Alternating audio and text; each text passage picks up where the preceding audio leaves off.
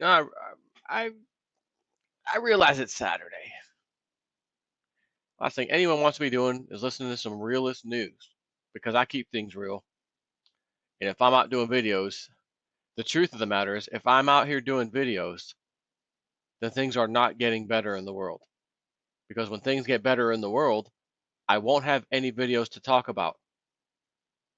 And more specifically, in our country.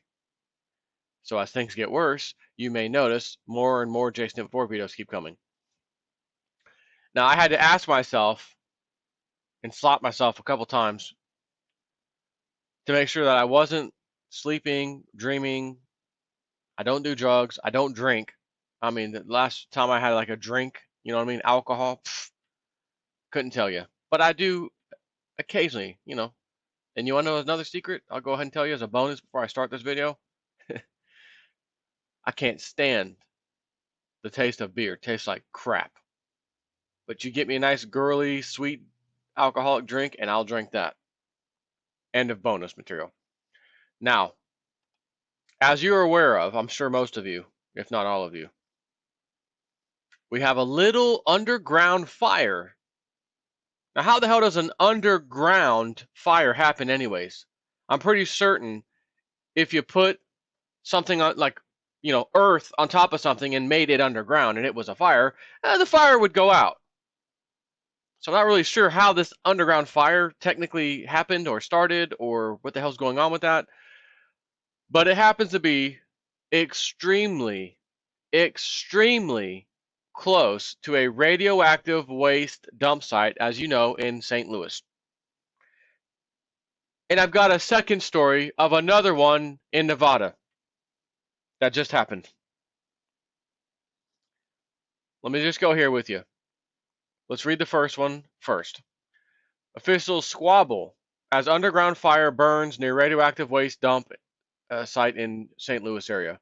A fire is smoldering beneath a landfill in a densely populated suburb of St. Louis, and it has been there for 5 years. Now, hold on. Maybe I didn't catch. Maybe I didn't interpret that right. I'm pretty sure I didn't hear that. A fire is smoldering beneath a landfill in a densely populated suburb of St. Louis,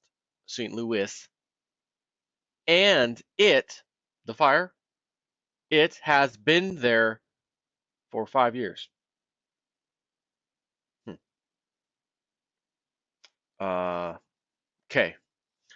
Underground landfill fires, or smoldering events, as some officials call them, aren't actually rare. What makes the fire at the landfill in Bridgeton, Missouri, so unusual is that it's less than a quarter of a mile from a large deposit of nuclear waste with no barrier in its way. The radioactive legacy of St. Louis's role in World War II atomic weapons program has unleashed Cold War-style nuclear paranoia in the area, as some residents debate what kind of gas masks to buy or whether to just simply move away. At least the sheep have decided to take some action. Gas mask or move away. Uh, Listen, I use that term sheep for a reason. The ones that said move away, congratulations, you are instantaneously no longer a sheep. The gas mask crowd,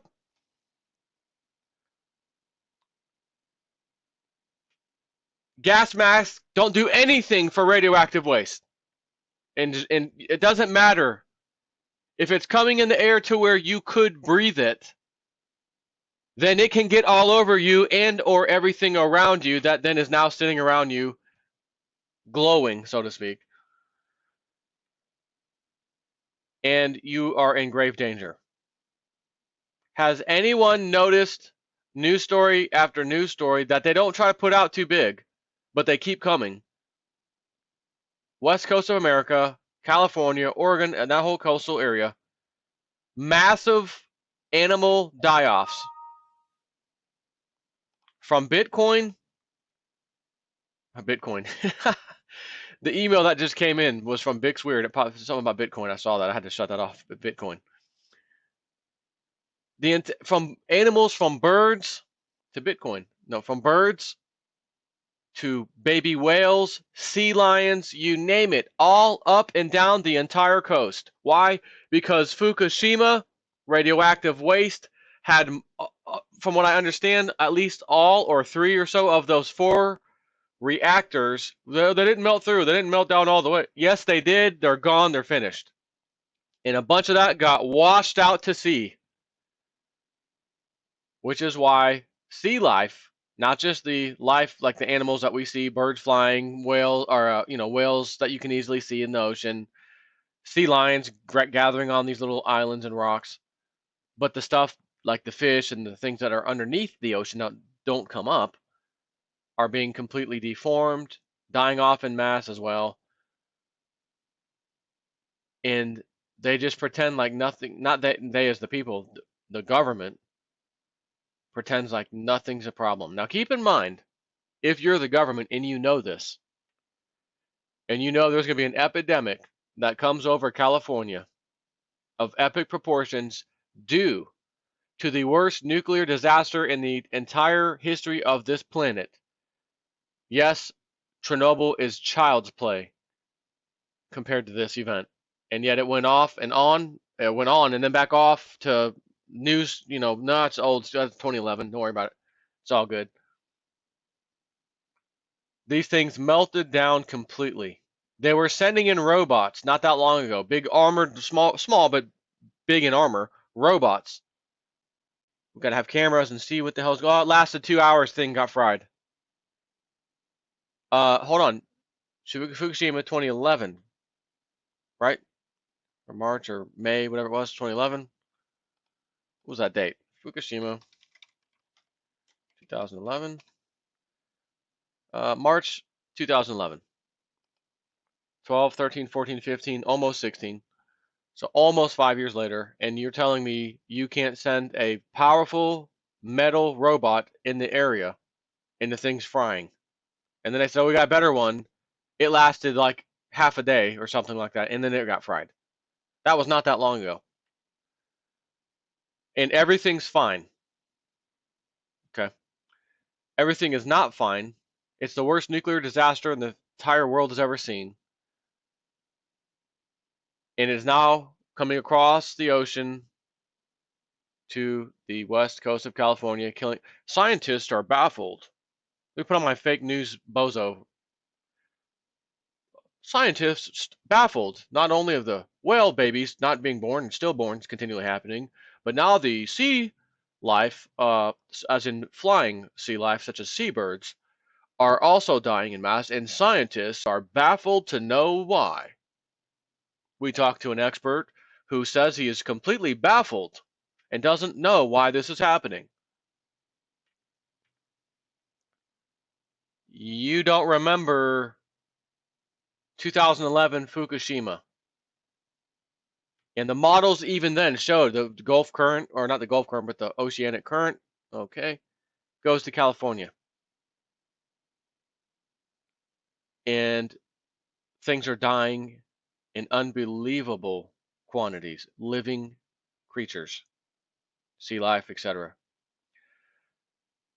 Oh, they banned certain fishing now off the coast because they're overfishing. They're overfishing. That's why.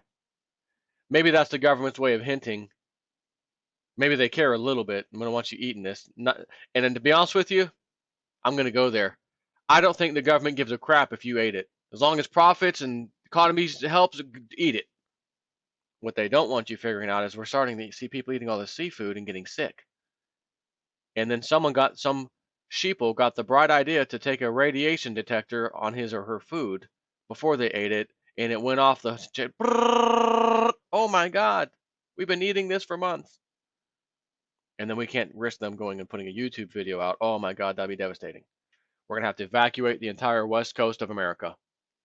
The government cannot and will not do that. Therefore, their best and only solution is to pretend it's not as bad. There's no issue. Keep going. Go swimming in that water. Have a nice day. Everything is fine.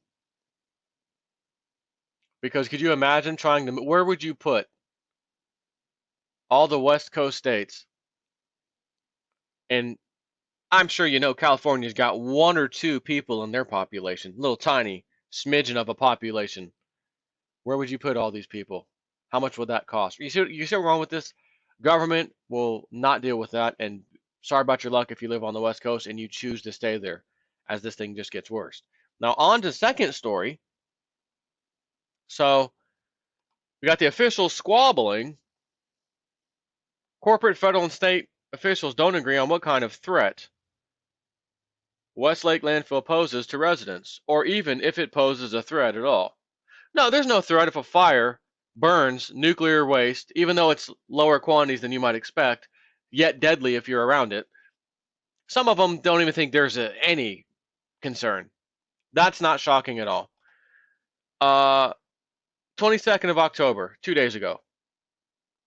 Video shows blast at nuclear waste dump site that shut down US 95.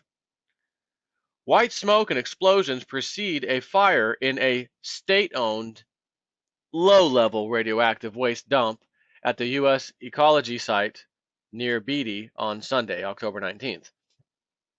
A video of Sunday's explosion at the site shows white smoke emanating from the soil before the ground erupts, shooting debris and more white smoke into the air. The 40-second cell phone video released Thursday by the Nevada Department of Public Safety 2 days later, or after the event, 2 days after the Las Vegas Review-Journal had requested it, was taken from a berm atop trench number 11, overlooking the soil cap of trench number 14. Trench number 14 is where containers of low-level, it's low, waste, radioactive waste, were buried in part of a pit the size of a football stadium in the 1970s. Authorities shut down a 140-mile stretch of US Highway 95 for nearly 24 hours because of the fire and flash floods during Sunday's heavy rains in Nye County. Beatty is about 117 miles northwest of Las Vegas. State Fire Marshal Peter Mulvihill said Tuesday investigators don't know yet what caused the energetic burning in that pit Sunday, but whatever caught fire below the surface of the unlined clay terrain definitely burned very hot. The first story, let's go back to that. Officials squabble about this burning densely, fire is smoldering beneath a landfill in a densely populated suburb of St. Louis and has been there for 5 years. Smoldering events are not unusual. Okay. They know this is next to radioactive waste.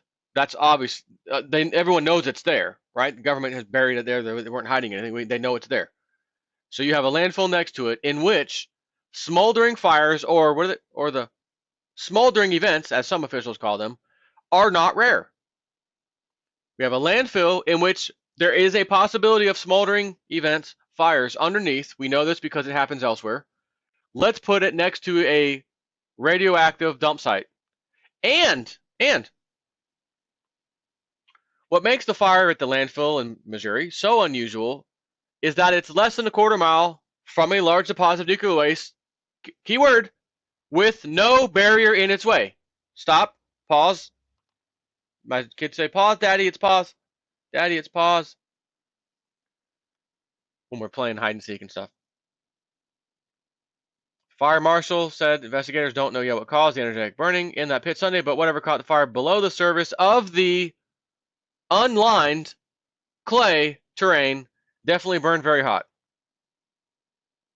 Are you telling me that we have another nuclear waste site that is not lined with anything, no kind of concrete barrier or anything? It's just sitting literally in the ground somehow? Hey, I don't know about you, but a question just sparked into my mind. And it's of grave importance. Honestly, I gotta be real here. I'm real all the time, but bear with me. What happens when it rains on that particular site in Nevada? Does the rain go through the ground touch the radioactive particles and things that are down there, the waste, and if it's not lined, does that then go down deeper, ultimately getting to the water table? Huh. And I had another thing spark into my mind as I just said that. Um, Reminds me of an old thing I read in an older Webbot report in which I thought when the whole Fukushima thing happened and we had the Gulf of Mexico oil spill that these events could be what the Webbot was talking about. That nasty waste gets inside the underground water tables and starts making its way God knows where, and ultimately people drinking it, not knowing any better. And then Fukushima happened, and of course the oil spill in the Gulf of Mexico. Not, because again, there's ocean water goes under the states, come up from God knows where. Some of them they've traced that lead out to the ocean, but by the time it gets wherever out in the middle of the state, it's like fresh spring water, etc. So water is throughout there, and if something's in the ocean that's potentially hazardous, it could, in theory, get inland because of that. Not just because a stream or a river turns into a stream from the ocean. I'm not talking about that, like underground. So I'm curious, uh, St. Louis and Nevada, whatever this part is, where did I say it was at? Whatever part of it, 10 miles south of Beatty. Are we not, is it like common to not line radioactive waste with like concrete barriers all around it? Does anyone think, well, what happens if an earthquake happens and this stuff like cracks and which I'd understand. You might say, well, your concrete barrier just got cracked too, J Snip. And I would say, you're right. It did. But I'd rather have that crack than nothing be there at all. Can you imagine? And I'm thinking, for 30 years, from 1962 to 1992, the dump operated by U.S. Ecology and its predecessor, Nuclear Engineering Co., on state land leased to the companies, was one of a few graveyards of the United States for disposing low-level nuclear waste, along with sites in Barnwell, South Carolina, and Richland, Washington. Now, I'm going to suggest something that I can't prove, but I'm going to suggest that you might find out that these low-level nuclear sites, waste sites, turned out to contain some higher-level nuclear waste that wasn't quite reported and was just put there anyways. Considering the track record of big corporations and big government, I think that statement's probably could very well turn out to be true, I should say. And even if it's not, no radiation is better than any radiation, whether it's low radiation, high radiation, whatever. Because if that crap is getting in the air, it's the equivalent of, okay, well, based on the radioactive levels we can detect here, I wouldn't recommend staying here any more than a couple months. That's pretty low level radiation, by the way. Still above normal, but that's not that bad. And then the difference would be higher level radiation. Sure, I wouldn't stay here for more than a couple hours. And even that's not real high radiation, by the way. But you can see 2 months of staying somewhere versus a couple hours or whatever. Yeah, I don't want to be near that couple hour place at all. Why are you even telling me that it's okay to be here for 2 hours? I don't like what I'm hearing. So imagine the place that's safe for 2 months worth of, that kind of low level radiation. Okay, so what happens when you live there forever? Years. You're supposed to be there for gone in 2 months. They say it would be the best solution for you. I lived there for 3 or 4 years, then we moved. And all my family has, problems and growths and cancer out of control and problems in their throat, and we don't know what happened. Nuclear technology. As humans we progress, And we sometimes, as we progress, we've just happened to find the worst possible thing to do to progress, but at the time we got to use it to get to the next step. And we probably tell ourselves, at least the government and the scientists and these big, the big people, we're going to use this temporarily till we find the next best thing. And then when we find the next best thing, this we can do, we'll hide that, bury it underground, and get rid of it. And then we can start using this cleaner technology. Only to find out that yes, we've gotten there. Yes, we have the ability. Yes, we can do it today. But damn it, there's so much money to be made doing it the old way. So much money to be made doing it the old way. We don't want to let this technology into the hands of the people. We hush it up as the government. You never hear about it. Everything has gone so crazy technologically speaking. But we're still driving cars burning age-old gasoline, fossil fuels, right? And we're still using this ancient banking technology called fractional reserve lending and borrowing your own money at interest from a private bank. This is so far as ancient technology, ancient practices. You would say, why haven't we adjusted and moved on to the next best thing? Something like a Bitcoin system. Now that we're in the technological digital age, it's just digits and a bank account number, kind of like it is now when you log on, how much money I got in my account. It's just numbers. How can we have all these people starving to death, living in poverty, homeless people in America out of control? As I mentioned the other day, New York workers, people who have jobs in New York still can't pay their bills or are homeless. I work for the city, but I'm homeless. What? In which country? You talking about China or communist Russia? No, USA, USA.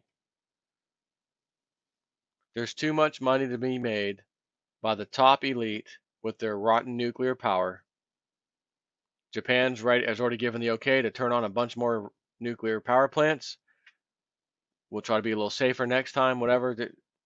You can't be safer when an earthquake hits that you can't control.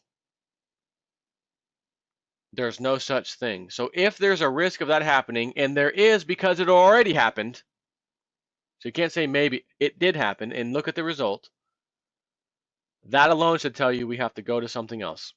Governments, we know we have this highly advanced technology we never really want to release. We want to use it for our own rotten gains. You may call it anti-gravity or whatever you want to call it, alien technology, whatever the hell you want to call it. We have it. It's been had since the early 90s, and we sat on it. How do I know that? Ben Rich, I believe was his name, head of Lockheed Martin, Skunk Works. He was like the top dude. In his resignation or his quitting, whatever, his speech, he said, "We have the technology. We now have the technology." I'm gonna Google this so I can give you the exact quote. Ben Rich, we now have the technology to take ET home. Google, 1995. First hit. In 1995, Ben Rich, CEO of Lockheed Martin Skunk Works, said, quote, "We now have the technology to take ET home." And it doesn't have the full quote that I wanted. He probably says it. I want to have to listen to this 4-minute video and make you wait. But his next statement was, "It'll take an act of God to get it released to the public."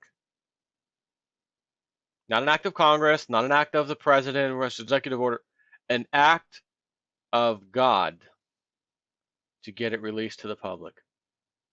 So if we have that technology and it's clean, what in the hell are we doing with radioactive nuclear power plants and just dumping it in the ground? That stuff has a lifespan for how many decades and decades and decades? And we're dumping more and more, need more and more landfills. At what point do we say we can't keep doing this? I'll tell you, it's when people start dying in mass. Cancer has been only going up in recent times. And next thing you know, we're going to be drinking water that's not very healthy at all. So rather than give up the technology, the elite would rather go down with the ship. It's unbelievable. And that's it for this video.